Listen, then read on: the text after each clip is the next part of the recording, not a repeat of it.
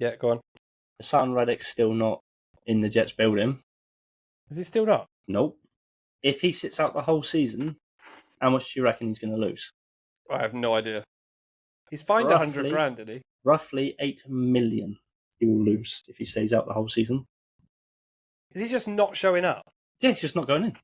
They won't give him any kind of contract. They won't consider it. Salah, head coach, whatever. Yeah. It's been on record to say it in season started, if I remember right, in like pre-season games. Yeah. Until he comes in and talks to us, we're not doing any kind of contract talks. And he said he's not going in until he has a contract. He's fucking crazy. He's on his last year. That's why this has all started. He wants a long-term deal. Mm-hmm. They don't want to pay him what he believes he's worth. Don't get me wrong, he was a great player for us. Yeah. One of the few stars of last season. And was fantastic in our Super Bowl run and what have you. There was rumours he was looking for a contract and looking for a big payday, and I think that's probably why he got traded. So it's out the whole season. He will lose the entire season. He will lose $21.75 million, which is broken down as $14.25 million lost in paragraph 5 base salary, so it loses salary for the season. Mm-hmm. $4.5 million in fines and $3 million in discretionary bonus forfeiture, which I'm guessing is like playtime or sack count or something like that bonus. Just like, I'm not going in until they give me a contract, and they're like, we're not giving you a contract till you come in. Fucking mad, isn't it? And everyone thought bonkers. What was happening with Brandon Ayuk was an insane story. Yeah, this one's not going as viral though, is it? No. I don't know why. Well, because it started in April. It started pre-season, just before pre-season. Who's that? Haason Reddick? No. Ayuk's contract. It sort of started end of training camp, start of pre-season. Whereas Haason Reddick started in April. I actually had that. Missing today's game against the Titans means holdout edge rusher Haason Reddick will forfeit the chance to earn roughly another $800,000, bringing his losses this season to $8 million. If he sits out the whole season and loses base salary, which is like 14 now. That's just a fucking joke, isn't it? At some point, you've got to say, this is getting ridiculous. At some point, you've got to say, I need to fucking go in and get shit sorted before I lose everything. I need to go and at least have a conversation. No other team is going to want to sign him. But I think he will end up a free agent. Mm-hmm. And everyone will just be like, no, we don't want you. We've seen the hassle New York have had. Yeah, 100%. But he's worth money. He's going about this. What's shooting him in the foot? Yeah. There's ways to do stuff, and he's not going the right way about it at all. I mean, you compare it to Dak Prescott. Mm-hmm. Prescott. He just kept showing up. He just kept showing up. Yeah. He was like, I'm going to let my agent handle it. They'll deal with it. It'll happen when it happens. Mm-hmm. I'm just going to come in and I'm going to play. Yeah, exactly. And he got paid. Yeah, that is it. Fucking idiot. Yeah. I don't think he's going anywhere. Did you see the injury on tour? I had that. That, I believe, is fourth. It might be his third, but I believe it's his fourth. I'm pretty sure it's his third. I think he's gone. Well, I seen something. I'm his third, but I seen something that said it was his fourth because he apparently got 2 concussions in one season. Yeah, I think you might be right there. They're saying that Tua needs to retire. This is only his 5th season. They're saying he needs to retire. Did you see, he kind of had fucking rigor mortis? He got up and just kind of stopped. Yeah. And then, and he just kept tripping going over. Going back to the line, he was just like... Yeah. That's dangerous, man. He needs to retire, I think. I think if he doesn't retire, spend a while on the bench. Clear your mind. In that game, the Bills creamed them, even without Tua's head injury. The Bills creamed them. They weren't doing good. That was last week, wasn't it? Last Monday. It was Monday, last Monday. Sorry, fucking hell. 31-10. Tyreek couldn't get free. because they had him fucking double, triple covered. There was nowhere Everybody for Tyreek else to go. Everybody else single covered, Mm-hmm. but it shows you Tyreek is their main guy. Yeah, that's all I have on that. Tyreek was well covered, and Tua, Yeah. I think there's going to be. He took a hell of a blow. He did take a hell of a blow. His head was like a fucking pinball, mate. The way he tackled and his head curled in on itself. Do you know what the irony of that tackle was? That was Damar Hamlin. Was it? The guy who nearly died. He looked like he tried to support his head though. I think Damar Hamlin didn't. I think it was like his own accident. It was a freak accident. I think it was one of those. He tackled like that, and his head he hit sort of like that, so his head snapped round on itself. From what I've seen of it, Tua lowered his head a bit too much. Mm-hmm. Yeah, it was not pretty. At the wrong angle and just sort of twisted it too much. Yeah, it was not a pretty.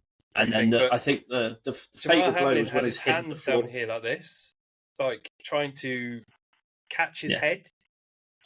But I think the problem was, concussion really came when he hit the floor. Yeah, 100%. Yeah. He was. I think he went out of tackle wrong, and then once he hit the floor, that's where the concussion happened.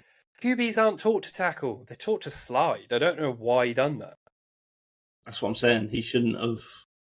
You look at Jalen; he's been a hell of a runner since he came in, and he slides. He does a bit of tackling. If there was one, he didn't get a big gain, but he had 3 defenders on him. Yeah, I'm pretty sure I've seen that. Yeah, I'm pretty sure I've seen that. He looked like he just kind of braced and tucked in to avoid a major hit. Yeah. And I think that's what they should do if they can't slide. Brace and don't go for a tackle. Yeah. So, according to the Packers stats, second-year wide receiver Jaden Reed has 9 receiving touchdowns, 3 rushing touchdowns since getting into the NFL. He's the first player to reach these numbers in his first 17 career games since 1961. That means Reed is the first. About it was ridiculous. He's the first to do it in the Super Bowl era. The 2 other players to have hit the milestone are Gibby Welsh, who played for the New York Yankees and the Providence Steamroller between 1928 and 1929, and Herbert Dummy, I don't want to butcher that name, who achieved that playing for the Buffalo Bills between 1960 and 1961. I mean, it's crazy. Jaden Reed is one hell of a fucking receiver for only being his second year. I think he's been a bit underrated in the league. And I think this could be a good season for him. I think he was sat out for an injury this week. I'm pretty sure I've seen that. I can't remember. I saw I didn't really pay much attention to him. Jaden Reed news. He was active for week 2. He was active. He didn't make many plays, but he's getting ready for week 3 already. So he's going to be in. They also had Willis in, so it would have been a different. Yeah. You probably wouldn't have been looking for him as much as Jordan Love would have. He was Jordan Love's guy. Each QB kind of has. Jesus. Yeah, they have their own. They have who look to first, don't they? Tua is Tyreek, then Jalen, and then Scan, if you can't get either of those. Yeah. Jalen's got AJ, Devontae, and then goes and looks for anybody else. And each QB has their system of who they work through first, don't they? Yeah, exactly. And I think Malik Willis is probably going to run a different system. Mm-hmm. Yeah, he's not even been with us that long. Yeah, it may be that he chat up next week again. We'll see. I've only got 2 more things. I've got one for you. Go on. Darius Toney is signed by the Browns. Really? What the fuck? The Browns aren't looking like they're going to get any better. When did they sign him? It was over the weekend, just before the weekend. Yeah, Wednesday. Last Wednesday, Kadarius Toney signs with the Browns in an attempt to revive fading career. They need some help, but I mean, They do need some help. is that going to be any help? I was literally going to say, is Kadarius Toney the way you want to go with that? Might be that he died his career in. Yeah. He's going to need to put in a lot of work first. Show up twice in 1 week and it's all good. Show up twice in 1 week and you're doing better than Haason Reddick, so it can't be all bad. Packers signed tight end Johnny Lumpkin and wide receiver TJ Luther to the practice squad. And Green Bay releases 2 players from practice squad, running back LaMichael Pirine and wide receiver Jalen Wayne from the practice squad. That's all I've got. We didn't sign too many people. When we said last week or the week before how we signed to our practice squad a tight end who left for the Giants and got dropped. Yeah. Jack Stoll. Mm-hmm. We've just dropped him. Why? It's just been waived from the practice squad. That the other day, it was quite funny. It doesn't make any sense, does it? I mean, he did fuck around and he found out. Yeah. But I did notice, though, we had a rookie centre, Dylan McMahon, on practice squad after the 53 cut down. Okay.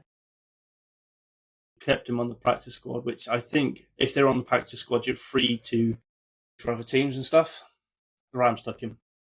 Oh, really? Yeah, I think he was possibly being built up to be our backup.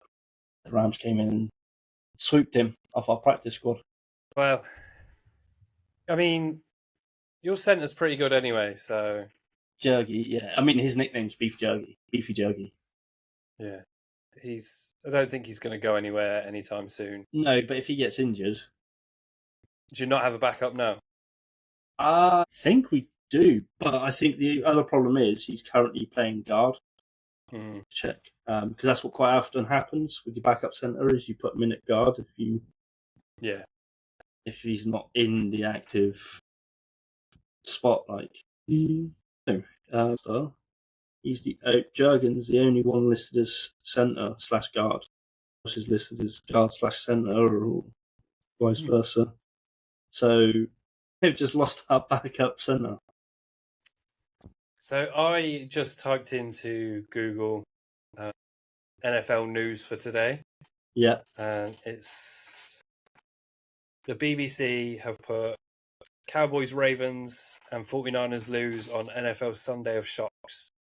Murray Magic and then a 97-yard touchdown.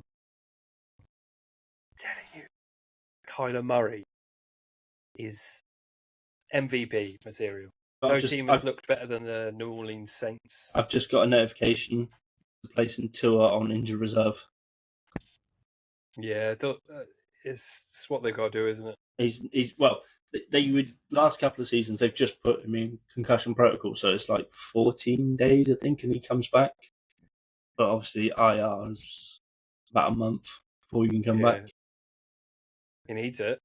Well, with that many concussions, I mean, I've had that many concussions. It's not good. No, it's not. Yeah, you're not at risk of getting a concussion every time you go on the work, though. Do you know what I mean? No, but I had 4 before I left school. Yeah, well, I've got nothing else. Have you? Isaiah Pacheco's out. Is he? He's on IR, fractured fibula. Surgery. Surgery to have it repaired. They expect him to be out, I think it was 6 weeks. Isaiah Pacheco's a fucking beast. We were making jokes about last season, saying when he runs, he looks like he's fighting the ground. Yeah, he is fucking amazing. Yeah, he does look like he's fighting the ground, but he can. I think if he can stay healthy, he could be the next Saquon, the next Derrick Henry. He could be the next star running back. Yeah, but I mean, out. I'm pretty sure it was 6 weeks. I saw because he's got to have surgery to repair it. And other couple of injury-related ones. These two I've only noted because they're not just being put on IR. It's Panthers lost one of the defensive tackles to a season-ending injury to his knee. But so he's on IR, but that's his season done. Like the Panthers could lose anyone, really. They had nobody they could spare. No, fucking hell. There's cornerback Emmanuel Forbes is going for surgery, repair a torn UCL in his thumb. Ow. It's not. He could play, having it now to stop it being a major issue further down the line. Mm-hmm. Because apparently it's been a bit of a problem since pre-season. Right. I think they said. So they're sending him in now, I think with the hope that he comes back when they really need him, kind of thing. Yeah. I also wanted to mention, along with the big IR list, how many teams have moved people on their practice squads and off practice squads? Have you seen all that? Yeah, everyone's going up and down at the moment, aren't they?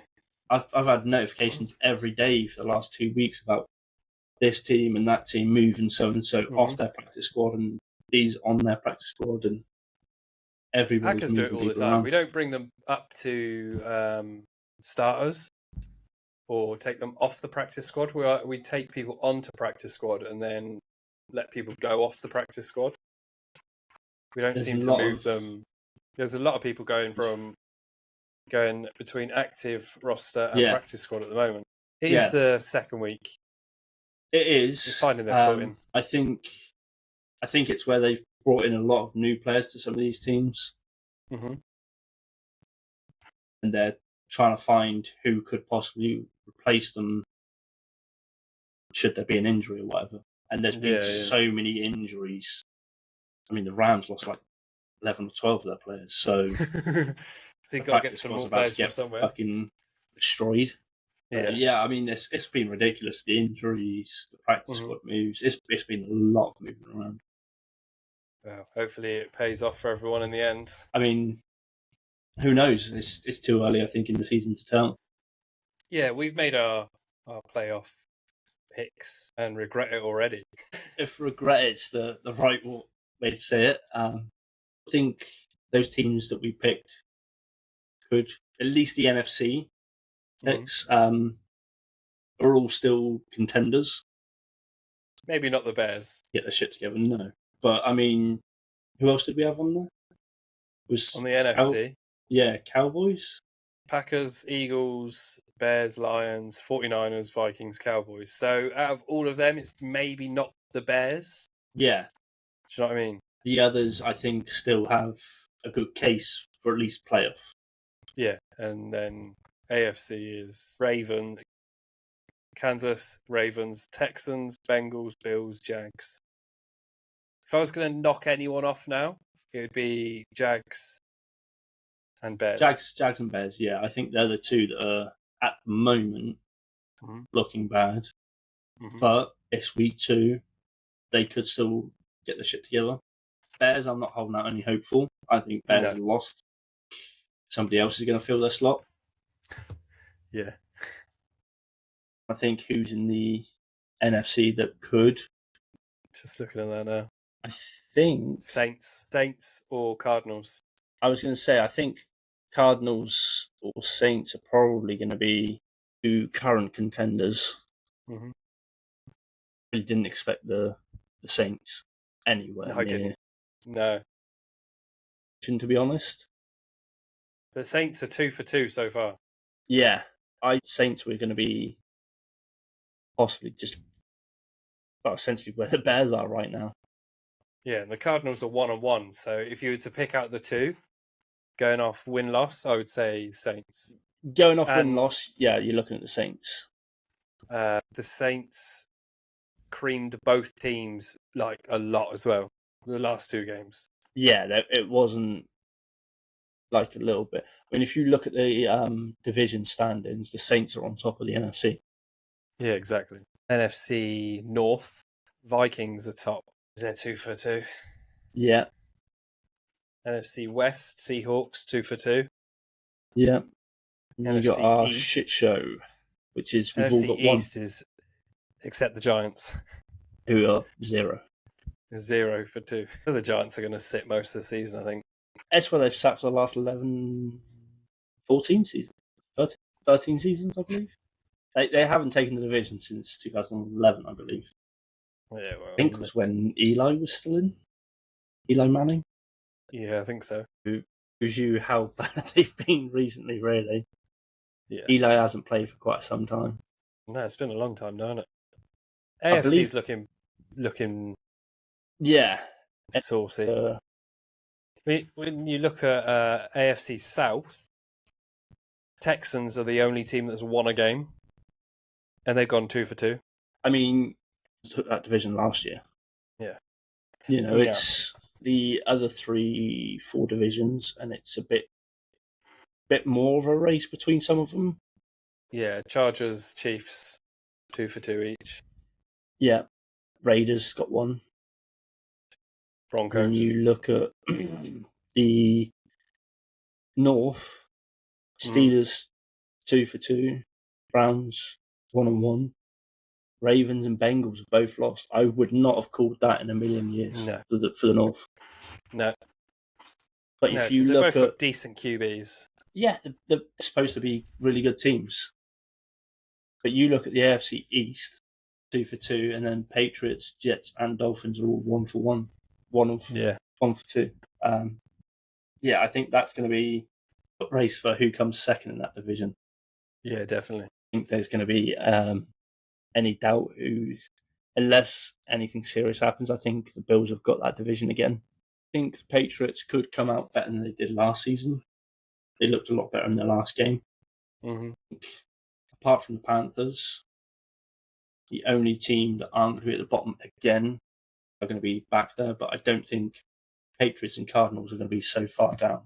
Is that all from you? Literally got one last thing, which I was going to mention. Go. Did you see in the Vikings, Darnold to Jefferson? And he got a fucking hoonigan of a fucking run, didn't he? 97-yard pass. Yes, I did see that. That was...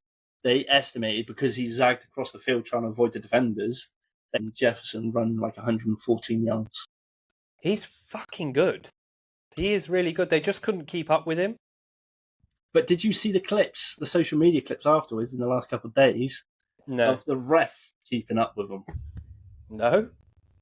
Yeah, you see some of these social media clips, and it's like they shows him running across the field, and then as he starts to come back, the ref's like right there as they're coming across, and he even has to move out the way because he's right next to him, and they're looking across his path. So he's had to like slow down, switch, and step back up and get on the other side of him. I think for next week we should top 5 receivers. Yeah? You pick your 5 and I'll pick my 5. Unless anything serious happens, I think I've already got an idea. Are we going just wide receivers or tight ends as well? Receivers. Because if you look at Vegas, Brock Bowers being one of their receivers, and he is a tight end. Yeah, so tight ends and receivers. Yeah, I mean, you look at how Kels was last season. Mm-hmm. You can get a tight end in as a good receiver. George Kittle. I don't think I don't think the tight ends were used as much this week. No, they weren't. No. George Kittle did get a good play, though. He did get a good run in.